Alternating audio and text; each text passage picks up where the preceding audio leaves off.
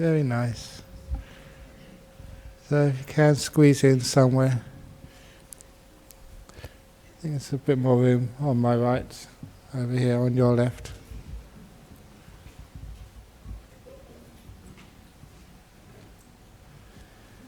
It's a very popular place to come on a Friday night. It's one of the reasons. It's nice to hear this live. Sometimes, if you can't hear it live, people like just to look at it on the internet.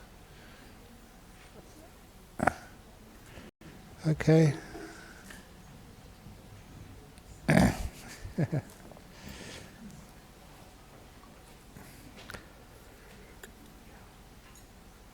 Very good. So, usually when I talk here on a Friday night, usually try and talk about something which will make your lives more peaceful, happier. It's not just for you, it's for me as well. If you're happy, I'm happy. If you're peaceful, I'm peaceful. As we do, sort of bounce off each other. We do affect one another. And usually I try and get some nice, interesting aspect of the Buddha's teachings to focus on problems and difficulties of life, so when we see them from another perspective, they don't tend to affect us so much. But for this evening, somebody, they gave me, our secretary, our admin officer, gave me a whole list of subjects to give talks on, which people have emailed. And interesting, the one I've chosen tonight, I've never talked about much before, because it's that part of Buddhism which, when I first became a Buddhist, I wasn't interested in at all. It was part of those ceremonies and stuff, which I thought wasn't really the heart of things. But I realized that today I've spent such a long time of today doing chanting for people. But I never really talk about the chanting. And the reason I thought it would be an appropriate time to talk on Buddhist chanting today was because of an event which happened last week and apparently was in the newspapers. And I got it when somebody emailed me the article from the London Daily Telegraph. And it was about a very unusual phenomena, a very, very strange, almost a supernatural, when an underrated soccer team won the English Premier League, which many of you may have seen. Apparently this town in Leicester, they beat all these really, really wealthy clubs, to win this prize, and it was over many, many weeks. And of course, people were trying to analyze, how on earth did this happen? How did a very, very unlikely event like them winning actually occur? And this is really important we understand this, because if we understand how this very unlikely team won, then we may be able to give that information to the Fremantle Dockers, who are, this is a local football team, who are doing very, very terrible. They played 6 games and lost all 6. And in this article, they explain maybe one of the reasons was that this team was actually owned by a Thai Buddhist. And apparently he was a very devout Buddhist, and every home game this team played in Leicester in UK, in his own private jet, he flew Buddhist monks to the match. Now, being a Buddhist monk of our tradition, we're not allowed to actually to watch the soccer game. So he had a room inside the stadium where, from the time the whistle started to begin the game, that they would sit in that room and either meditate or chant for the whole 90 minutes. And he said they credited that with them winning games they should not have won. Was that the case, that the Buddhist chanting took an unlikely team to the top of the table in the English Premier League? Does chanting work? And sometimes I began my life as a Buddhist, maybe like many of you. I came straight out of university as a theoretical physicist. Now, a theoretical physicist is some of the hardest nosed scientists you can possibly get. Even today, I really complain about what goes as science in our modern world. Some of the stuff which, you read is not science at all, just people just making assumptions and saying it's proved. So I was a very hard-nosed scientist when I began my life as a Buddhist monk, so chanting was the last thing which I had any faith in. But over these years, there's been too many personal experiences, with chanting, which is, something's going on there. It actually is working somehow or other. And to give you some examples of how it does work, there is somebody sitting in the back, and I think their daughter and their son-in-law is here, and his wife is here, and the wife would actually tell everyone, this is absolutely true, that they had a house in Alexander Heights, a new house, and so it was the tradition to invite the monks to bless the house, to invite them for lunch, and we do some chanting.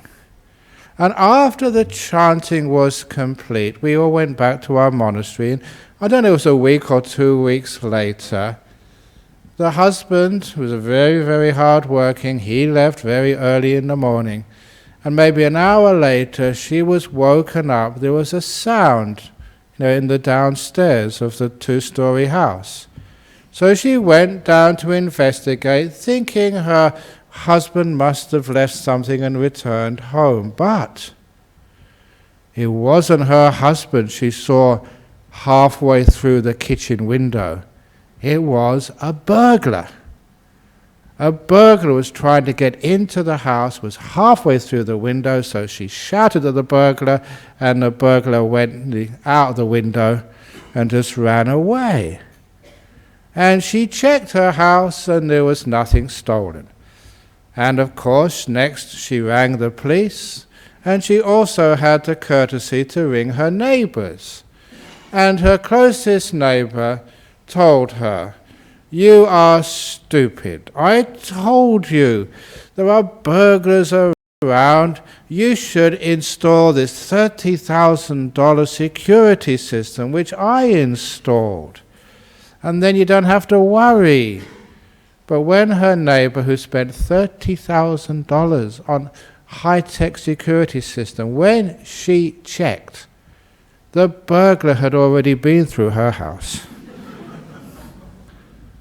And so this lady said, "You wasted $30,000. It's much cheaper to invite the monks in to do the Buddhist chanting. And you see, the burglar never robbed me. I caught him just in time." And so they are convinced that the chanting protected their home. And there's been many other cases like that. And it's been seen so many of those cases when you get some chanting going on, the burglars, somehow or other, they just can't, anything happens to them. That, I told people, whenever I do chanting in their houses, you should really tell your insurance company that the monks have been and claim a well-deserved reduction in the premium which you have to pay. There is something is going on there. And of course, one of the big things is not personal, but this again is, I know this because I know the people involved in it. I'll do this one first of all. That in our monastery, where I grew up in Thailand, of course, this was in the jungles. And in that part of northeast Thailand, in the jungles, just like in Sri Lanka, in Malaysia, in Singapore, there are so many dangerous snakes. And they're all over the place. I stepped on snakes before. They've had them crawling over you. But you had enough kindness there, they never bit you. I always had this faith that if you were a good, kind monk, never bothered the snakes would never bother you. And even I love telling this story. Even I was meditating all night once. That's what we used to do. Just not sleep, just meditate and get some nice meditation. But even if you get some very deep meditation, if you've been up all night, you are a little bit dull in the morning. So I went out in the morning to urinate. This is in the jungles. So in the jungles, you don't bother to go to a toilet. You just squat down in the Asian style, and you just urinate in the forest. So there I was at first light, squatting down, lifting up my robe, urinating on what I really thought, in the first light of day, a little bit tired, what I really thought was a stick. And then the stick started to move. And I realized, oh my goodness, I am peeing on a snake. And it's a very venomous snake. And of course, I think only half of the audience here who are male can really appreciate this. The most sensitive part of my body was the closest to the the snake's mouth. And if it bit me there, I don't know what I would have done. But there I was, urinating, peeing on a snake. And the snake very just slowly, it didn't mind at all. It didn't get upset, because if an animal gets upset, they just really react. It was just wiggling away quite happily. And I just sometimes wondered afterwards why that was. And of course the reason is because, the snake, being, in Thailand, probably understands that this was the snake being blessed with holy water. You cannot get more holy than that. And also it was warm. I think probably the warmth would probably the snake enjoyed more than anything else. But every now and again the snakes did bite people. When I was there, monks never got bitten at all. But after I left, in this monastery with many monks from overseas, because I congregated there because they could speak a little bit in English, there was a Singaporean monk there. And I got told this by one of my friends, who happened to be in the library in the monastery, when this monk came in and said, "Oh, where is the snake book? The book on all the different types of snakes?" And he said, quite nonchalantly, he said, "I was just in the shelf over there." So he got out the snake book and he was looking at the different types of snakes, and he thought, "Oh my goodness," said the Singaporean monk, "that's the one which has just bitten me. And it's venomous. It's deadly." So this Singaporean monk, he'd just been bitten by a snake, which he looked in the book and was deadly. So the monk who was with him at the time, who I knew, immediately said, "Oh my goodness," and he ran into the village, which was about 1 kilometer away, to get the doctor. But this wasn't an ordinary type of doctor. This was what you'd probably call in Australia the witch doctor. Because this doctor in the village, he came in, he got a car and just drove in very quickly. And this Singaporean young man, who'd been to university, well educated, from a really good family, and he'd just been bitten by a snake. You can see the puncture wounds. The wound was actually swelling. It was really getting dangerous. And this man from the village, all he did was do some chanting. And he put something in his mouth and spat on the wound and did some more chanting on the wound. And apparently this Singaporean monk, he looked at the other monks and said, with so much pleading, "Please, can you get me a proper doctor?" And of course, if you've been bitten by a snake, would you believe in any magic like that? No, you want a proper doctor. But even he never believed in this at all. In front of him, in front of his own eyes and all the other monks who were there at the time, that wound, or that swelling, got less and less, and those 2 puncture wounds closed. He healed, and nothing ever happened to him. And I was told about that witch doctor with this chant when I was still a monk, but I'd never seen it happen. And how on earth does that happen? Some really, really weird stuff can go on in this world, which as a scientist you have to say, well, maybe it does happen. Maybe you have to add all this evidence up and say something's really going on there. And of course, one of the best stories of this, which again is a modern story, is of this again, it's a Thai monk, still alive. He visited Sydney recently, apparently. But he's a really, really amazing monk. He was meditating with his parents when he was very young, and so he never ever got married. He became a monk when he was young and meditating a lot.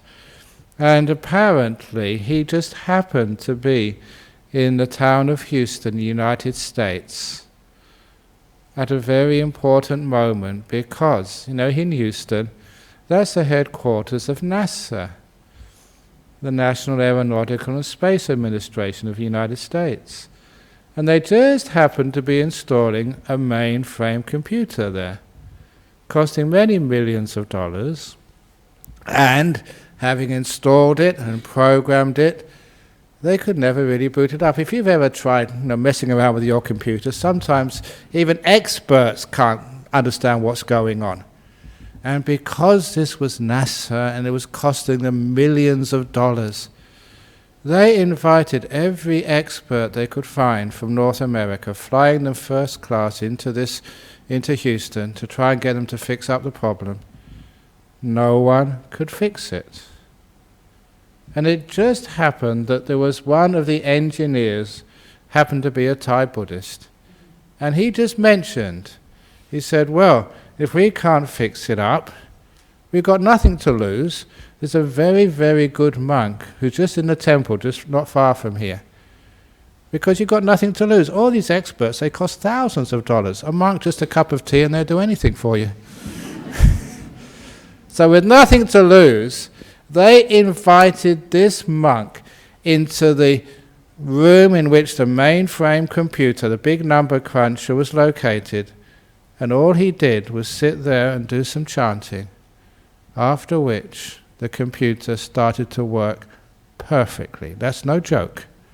It worked perfectly. We know that was true because we checked it out, but also the reason we found out that story is out of gratitude for this monk. NASA used its contacts in the United States. I wrote this in actually one of those books, I think Good, Bad, Who Knows book. They used their contacts to get this monk, remember this is only a few years ago, Homeland Security, is after 9/11, to get this monk a diplomatic visa with no expiry date for the rest of his life to enter the United States whenever he wants. Out of gratitude, or I sometimes say no, out of selfishness.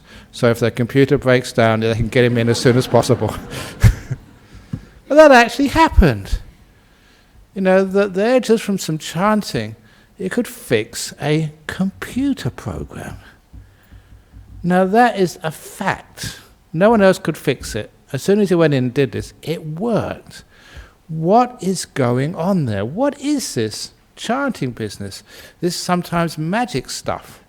Now as a scientist, I'm always interested in the connection between the mind and the world. How this mind can actually do stuff and create stuff. And of course, you only have to go to things like hypnotism and to see just how it can actually affect the human body and affect your body. People who can't see, I remember this one documentary of a woman who, had to wear glasses. She was short-sighted. She could not see anything without the glasses, except under hypnosis. It was a physical thing wrong with her eyes. But under hypnosis, she could read perfectly. But out of hypnosis, not at all. Somehow or other, the mind was actually interacting with the body. Somehow or other.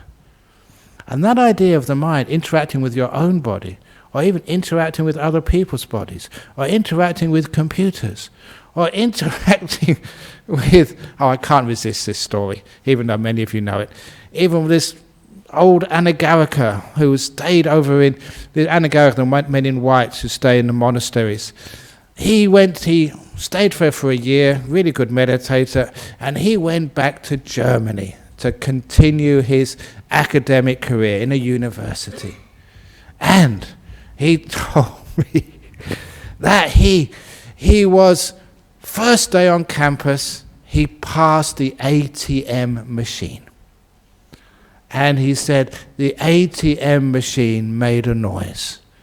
He said a gurgling noise, which he interpreted as the ATM machine welcoming him onto campus. And from that day on, he'd only use that ATM machine for his transactions. It was his friend. And he treated it as a friend, always giving it kindness, saying thank you afterwards. You say thank you to a machine. Can the machine really know that you're saying thank you? But he's always very kind to it. And he said this happened. He was having his lunch within a few meters of the ATM machine, and no one had been close to that machine for at least half an hour when he was having his lunch, when he heard very clearly that machine make the same noise again as he first heard it on his first day on campus. It gurgled.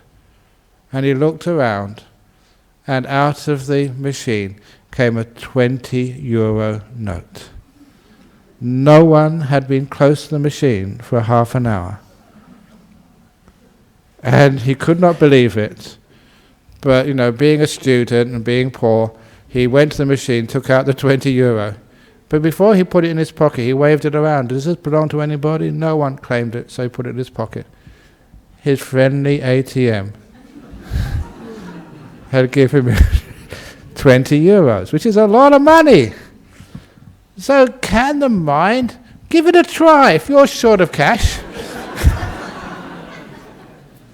go out to ATM, nice ATM. May no one ever get angry at you when they find out they've got no bank balance. May you never get robbed by these ATM bandits. May you never get short-circuited. May people never swear at you. Nice ATM. Now come on, cough up. But somehow there is some connection between the mind and even machines, let alone human beings, and animals as well. Sometimes it's a chanting which we do even for animals. It's amazing, just somehow they can pick it up. And if you can pick up, the chanting, like we always used to chant for the snakes in monasteries, and chant for all sorts of stuff, somehow or other, after many, many years of doing this, sometimes there's something going on there. Sometimes it has to work somehow. And of course, first of all, there is a sense of, let's take it for the chanting for football teams. Now, honestly, if you go and chant for the football team, it actually just uplifts them. People are actually supporting you, they're caring for you. That is one important thing, just an act of care. Someone is chanting for you. It's a very, very wonderful thing to have. But it's more than that. It's somehow, whether it's a sound of it or something. I also remember going once on the way here on a Friday evening, going to chant at this Australian Caucasian's house over in Claremont, or it was Mosman Park or somewhere. Just a small poor house, wasn't one of the rich ones. Just wanted me to do some chanting at her house one evening. And so I went there on the way to Nollamara one evening and did the chanting for her. It must be about 3 o'clock or something. And when I came back here, arrived here, she called me here at Nollamara Temple. And she said, you wouldn't believe this, but my 14-year-old daughter came home from school. I never told her that I'd invited the monks here. And as soon as she walked into my house, without any prompting, she said, Mummy, what's happened? The house feels different. And she said that without any prompting, that somehow or other a 14-year-old girl could actually feel something had changed in the house just because the monks had done some chanting. So please don't just be too sort of cynical. There is something going on there. I know especially the Buddhist monks, I don't know why it's the Buddhist monks, but our chanting is always, I've seen this, heard this, the best for getting rid of ghosts. It happened here in Perth. people have come up to me and said, can you please chant in our house? We've had the Christians, we've had even the Muslims, the Taoists, and the Mahayana monks, but can you please come, because we've got a ghost in our house? And every time, as soon as the monks go, there's no problem. It's amazing. Even this was happening in Kuala Lumpur. Those of you who have read some of the books by this Dr. Kesari Dhammananda, he passed away a few years ago, but he was a really great monk. He gave quite a few talks here, and he writes some very excellent books like Why Worry and stuff, which I think are available in our library. But he told me once that not far from his temple in Kuala Lumpur, there was a house which had a ghost, and was causing them sort of all types of trouble and problems. Like one of the ghosts here. They're not sort of bad, but they're just, naughty. So whenever they were watching a program on TV, then the channel would suddenly switch for no particular reason. Switch to another, and so they get the remote controller, switch it to the program they were watching, and they will switch back again. And it was, the ghost in the house, and the ghost wanted to watch its program. I remember, and they came up, and it wasn't sort of nasty, it just like particular type of programs on the TV, and that's what it wanted to watch, and it didn't need its own remote control. The ghosts can do that by themselves. But anyway, so they came to ask me, and the solution was just so easy. I don't see why other people can't have this great wisdom of a Buddhist monk. They could buy another TV. So they did, one for the ghost and one for them. It's true, that's what they did. And now the ghost can watch whatever the ghost wants, and it doesn't interfere with the family watching what they want. No, I don't make that up, that's actually true. They're having a very happy life now because the ghost has their TV, and obvious solution. But anyway, this particular house had a ghost who was really naughty and just messing around. And so they had all these other religions chant, nothing worked until they invited the Buddhist monks in to chant for this ghost. And it worked, but sort of. Because they did the chanting. But then all the neighbours came the next day to complain because they just moved the ghost next door. And so this monk had to go along the whole street, every house, chant, chant, chant, chant, to make sure the ghost didn't just move next door, but went out of the whole neighbourhood.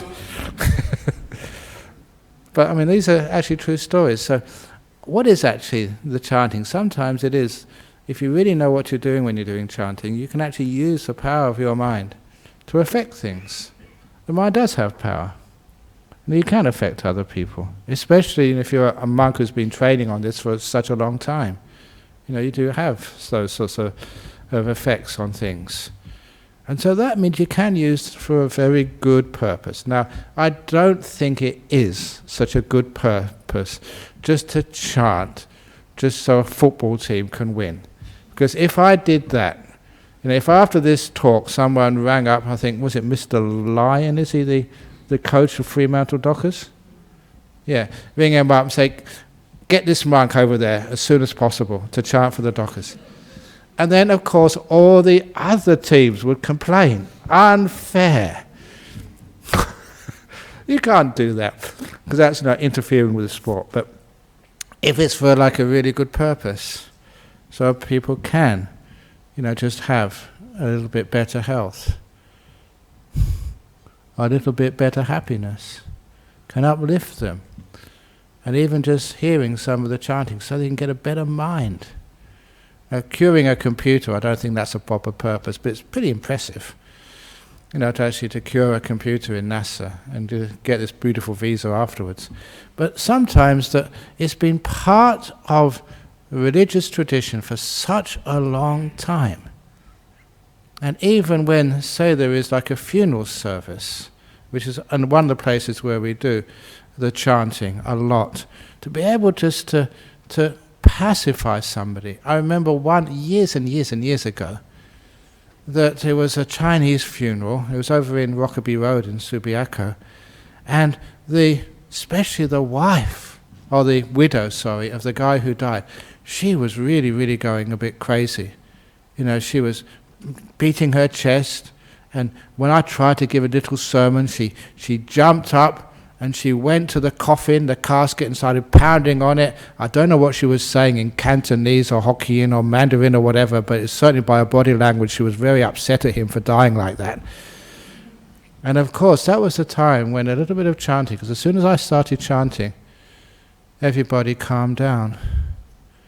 And the chanting actually made them very, very, very peaceful. So sometimes it does have an effect of calming people who are so excited and are hyperactive in their mind.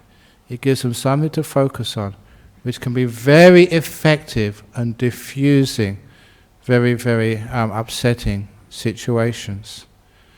I don't know if it's just the sound, or it's the culture, or there's something else. I think there's something more to it. It does actually calm a person down. And in our world, where everything tends to excite us, upset us, just irritate us, having something which is calming and peaceful is very, very helpful in our world. So I say that to you, so that those of you who do have any problems in your life, very upset, irritated, tired, fed up, even just downloading a little bit of chanting, Buddhist chanting, and listening to it, is far more effective than listening to gangster rap or death metal or hip hop or something else which excites you. This actually calms a person down, and it's something which is very useful as a therapy. At the conference we had some time ago, that somebody, just an obvious solution to some of the problems in life, was encouraging what they call nature therapy. So anybody who has any depression, anxiety problems, anger management problems, whatever, they would actually just, instead of counseling them by sitting across a desk and discussing things with them, they would actually just take them in their car or a bus and take them to some beautiful part of nature and just have a walk, next to the beach or by the cliffs or in a forest. Noticing that that would actually calm a person down, would have just as good effect as if you started talking to a counsellor and discussing your problems. Just be able to feel some sort of peace and calm in nature was highly effective as a therapy. And it's the same reason why a little bit of chanting can actually have the same effect without having to go out of your house. It can just actually calm a person down and bring a bit more peace into these few moments. And when you have that peace, listening to sort of some nice, quiet, peaceful chanting, it does mean that you are not thinking about your problem. It's the same effect with nature has. Nature can be so beautiful and so captivating.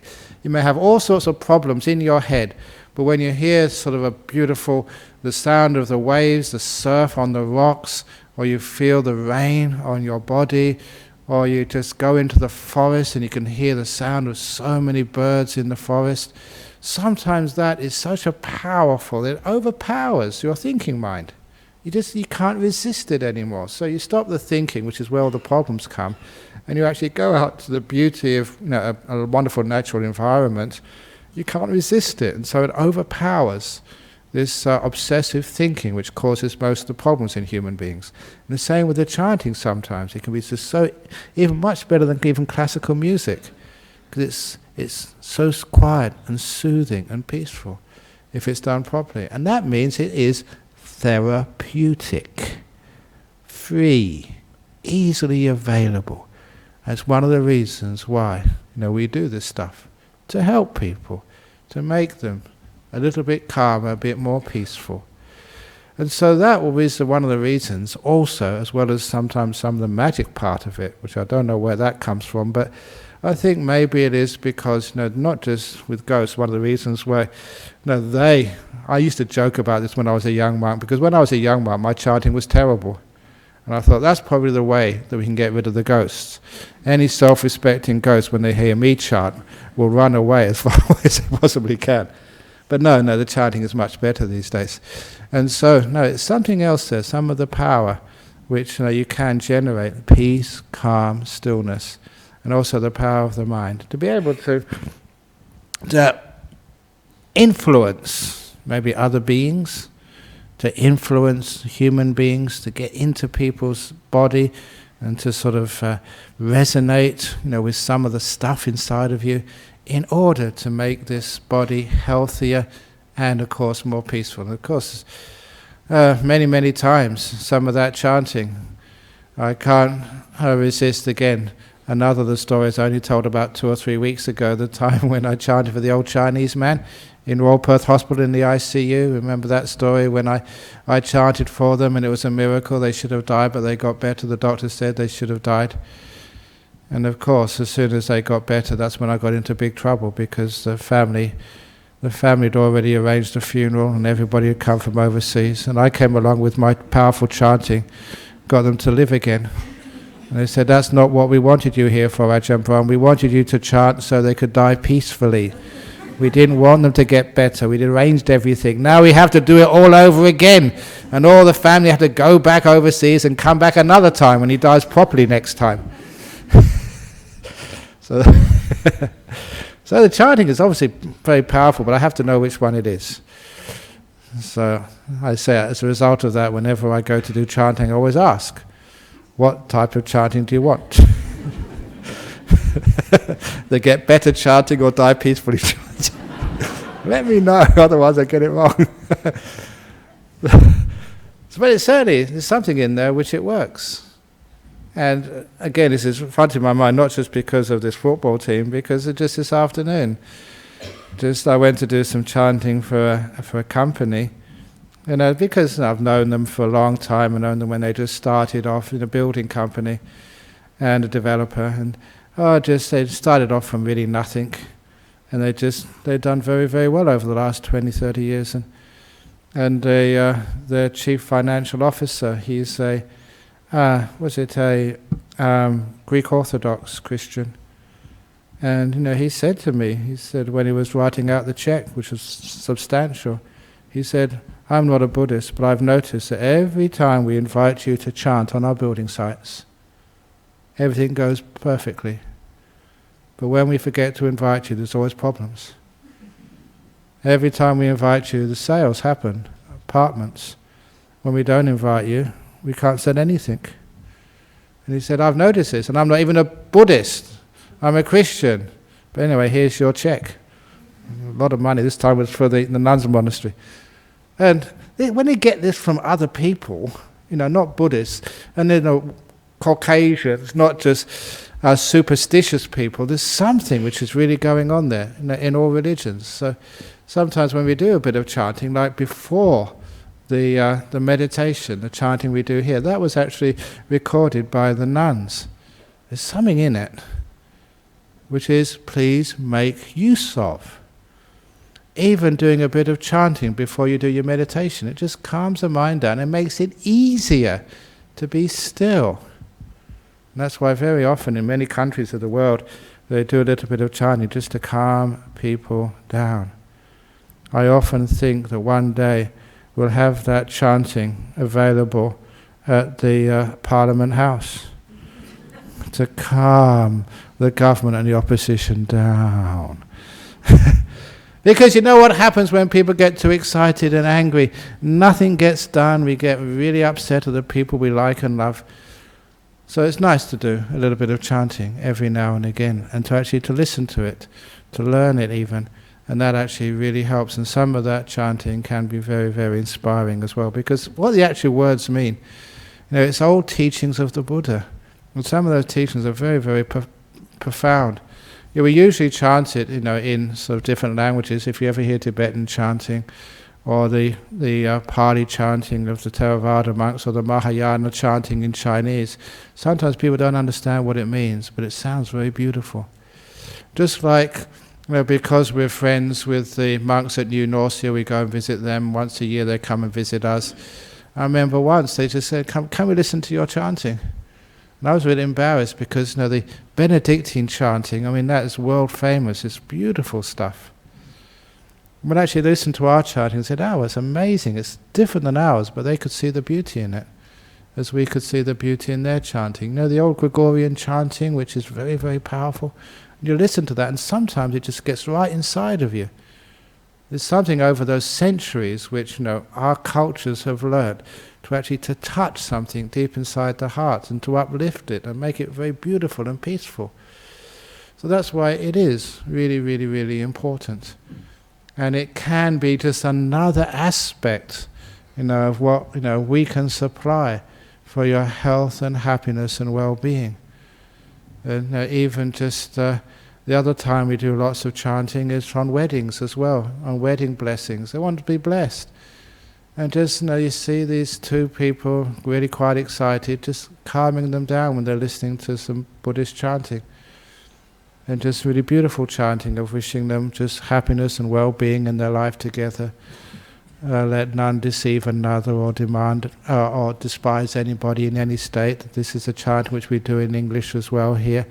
These are beautiful words which when we listen to actually can change the way we look at our life and the way we act in our life to become better human beings, which is what it's there for.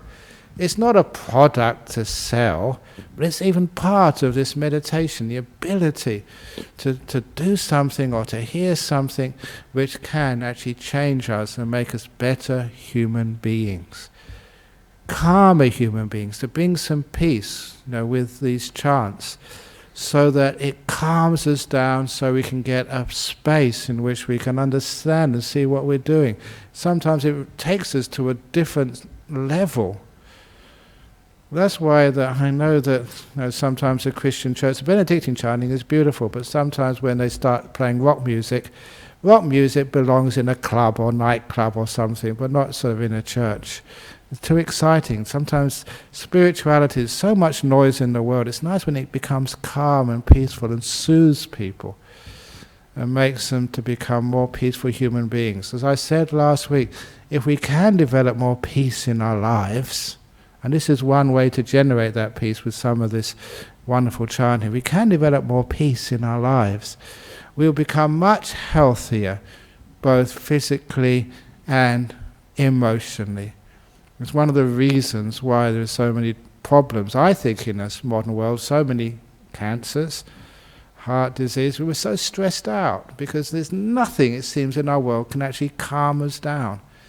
And it's one of the reasons why I have so much emotional problems, because life is just always at us, and it's very hard to find a place where you can just calm down and become peaceful and become still. And sometimes going to a temple or somewhere where they've got some beautiful, peaceful chanting actually helps. And that's why sometimes people just do enjoy listening to the chanting. And in fact, I'll finish off there was one temple which I went to, and they were having trouble with their local council. It was actually it may have been there's a monastery up in Chittering. It's a Singaporean-based temple, but when they were trying to get permission to build their temple, they're having trouble with the local council because they didn't know what the monks were up to. So they asked me to come and help smooth over any misgivings with the local council by having like an English-speaking monk. And these are mostly farmers, who were counsellors. And I told them, like a story which I got from a reputable scientific magazine. And it was an experiment which was done in Taiwan. And in Taiwan, they say a duck usually lays an egg once every 4 days. But when these ducks were played Buddhist chanting, they laid an egg once every 3 days. So I told this community of mostly farmers up in Chittering, if you allow the Buddhist monastery to come and be built in your neighborhood, your ducks and your chickens will be far more productive. And so they laugh, but they say, okay, these monks are okay. They tell jokes. And I usually tell that, and I remember telling that once to we had the local CEO of Serpentine, Jarradale Shire. She used to come to our Katina ceremonies once a year at Serpentine. And the first time I told that to her, she laughed. And the second time she came, 1 year later, she was pregnant. And she said, it's the monk's fault. Because we've been chanting. Increases productivity, even in chickens and ducks. So if any of you need to get pregnant, please come here on a early and listen to the chanting. Who knows what it might do? But certainly it's always a very, very positive thing. So that's another aspect of Buddhism here. It's not just the meditation, the Dharma talks, it's also this other stuff. Okay, you may think this is superstitious nonsense, but I've been a monk for too long, it actually works. I've seen it happen. There's something going on there. Maybe I haven't understood it totally, but certainly there's an effect there. Just to do a little bit of chanting to make people feel more peaceful, happier, and also to be able to increase their productivity, make them boost their energies, boost their health, their emotional health, create a bit more peace and harmony. There's something there which works, which is one of the reasons why in all the Buddhist world it's continued on for such a long time. Thank you for listening. Okay, now before we do answer the questions, I can put them over here. I thought it would be a very good idea, because I've talked about chanting, actually to do some for you. I'm now going to give you a good blessing. The Buddhist chanting. Those of you who want to get pregnant, please stay around for a little while longer. Or want to have good health. Here we go. Sabba roga vinimuto, sabba santapa vajito, sabba veramati gando, nibuto chatuang bhava, sabitio vivachantu, sabba rogo vinasatu mate, bhavan vantarayo sukhi dikayugo bhava, apivadanhasi nichang utapachalino chataro dhamma vatanti ayu vano sukhan bhalan.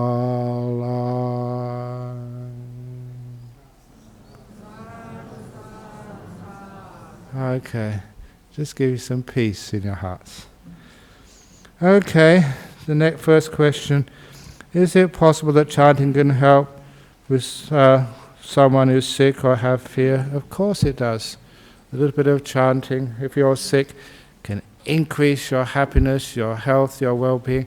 You know, a lot of times it's just that inner spirit which needs to be encouraged or reinforced. It gets some energy inside of you. And of course the chanting is one way of taking the peaceful energy, positive energy, and giving into somebody. Will chanting help to improve my meditation? Yes, it does. Give it a try, see if it works. You can actually listen to some peaceful chanting, get the stuff which you really like, and afterwards it just sets the mind into a beautiful mood. It's very easy to meditate afterwards. It also means you're actually focusing on some beautiful sounds instead of thinking, and it's actually quite useful. The chant which I did, hardly any of you would understand what I was chanting. The words were not important, because if you know the words, sometimes that means you start thinking about them. But when you just hear the sounds, sometimes it means you can't think about them. It means you calm down and become peaceful. And lastly, is the source of psychic power in chanting based on intention? Very much depends upon the person doing the chanting and the power of their minds, and it's just how you receive it as well. So it's on the power of the chanter, but also on just your ability to actually to receive that and not block it off. And if you are open to it, then it can be very, very powerful. And that's one of the reasons why I talk like this, because I've seen too many times there is something happening there. So it's one of the ways that as a Buddhist monk I can assist and serve and help. And of course that's the reason why I'm here, to serve and help and look after people. I don't get anything out of this myself except a sore throat by chanting so much. But it's a really beautiful thing to be able to give and to see it really helps people. And see people, what there's I always remember this one. He's a Malaysian guy, and he came to see me years ago. He had stage 4 lung cancer, basically on his way out, no hope. I did some chanting for him, and he comes every year. Been coming for years afterwards. He went into remission, and he says, "You're chanting."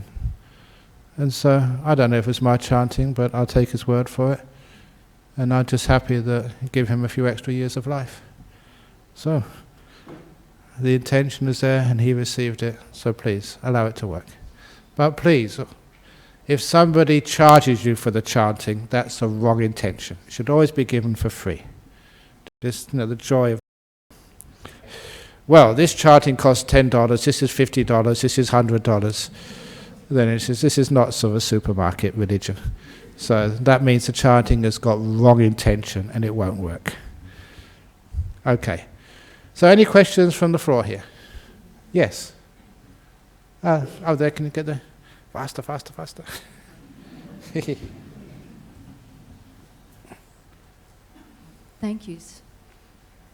Okay. Thank you so much. I'm a regular chanter. I chant every day, every morning and every night, and I've had miracles happen. I'll share one of them with my daughter. She was crying to me. She needed to move house.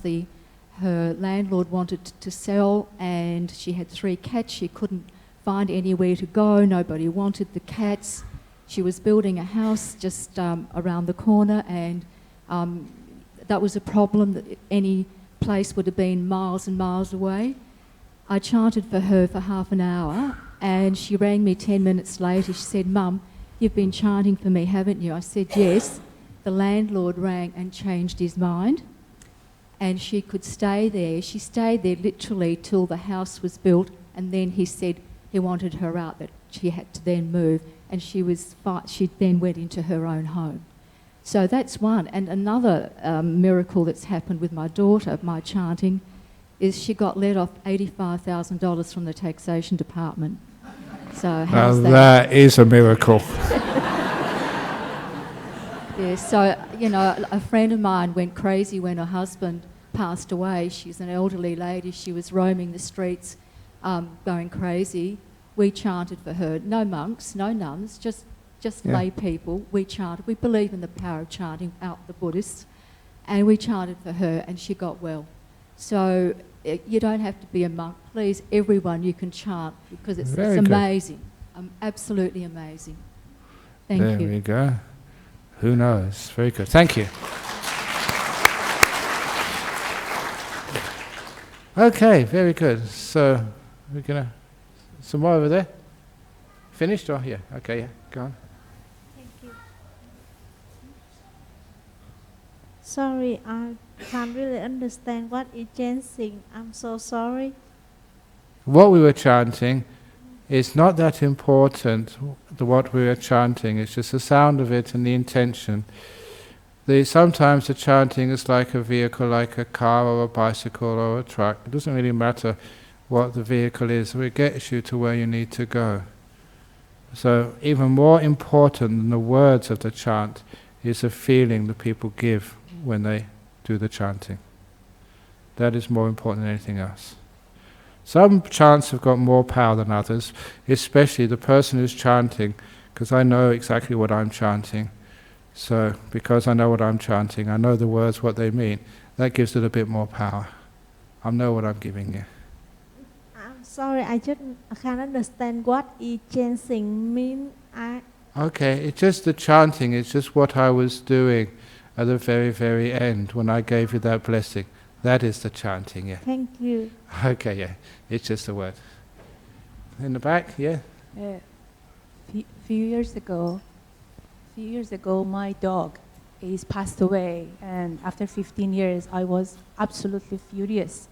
And I decided for 3 days, I not connecting with anybody, and day and night, I just here for 3 days, chanting in my city, and I repeated myself. And these horrible things passed very, very peaceful. because for so many years I was worried if he died, how can I handle that?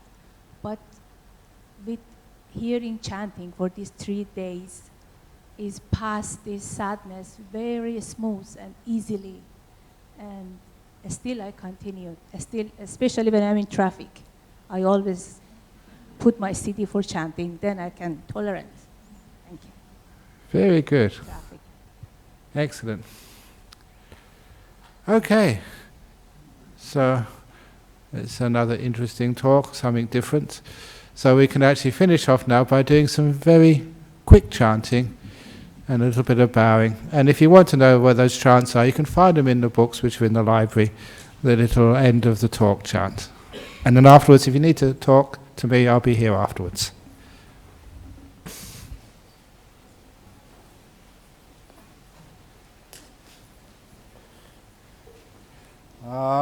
Arahang Sama Sambuddho Bhagava